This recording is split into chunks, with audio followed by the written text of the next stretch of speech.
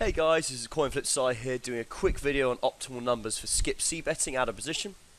It is an area I imagine quite a few grinders overlook, so hopefully the information will be useful. Firstly, get the reports page open to overall and set whatever time frame you feel is most relevant.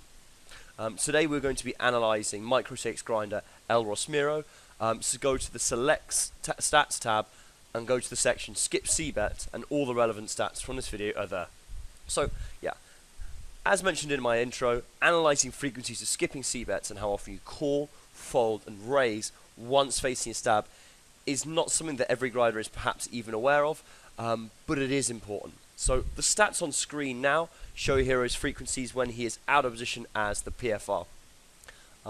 As you can see by the first few stats on our hem here, our hero check folds the flop in single raise pots 71.3%, 52.6% on the turn, and 66.7% on the river. Ideally, we want to be check folding no more than 50%.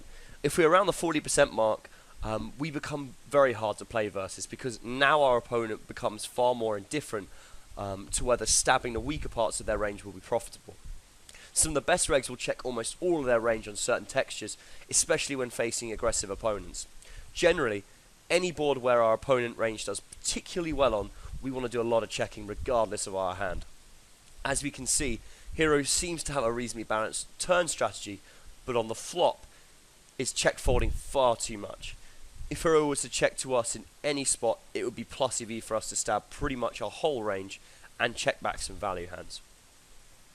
In terms of raising, it's certainly a good strategy to construct a range where we skip CBet raise some hands.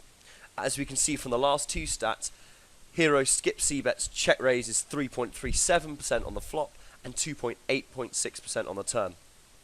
Both of these numbers are too low and are likely to be almost entirely strong value hands in both cases. Stats of this nature differ greatly amongst reds, but a number of around 8 to 15% for both streets would allow you to have a good mix of bluffs, semi-bluffs and value. Again, if our opponent knows we are capable of check raising a wide range of hands, it makes them more indifferent about his options, which is always something we should strive to achieve. If you want to look into skip CBetting in further depth, I would suggest looking at the same stats but when we are the PFR in position. The same sort of optimal numbers apply, but we are probably going to be raising the turn and river stab with a lower frequency. You can also look at stats for just 3-bet pots also, which I would recommend as well. Thanks for watching.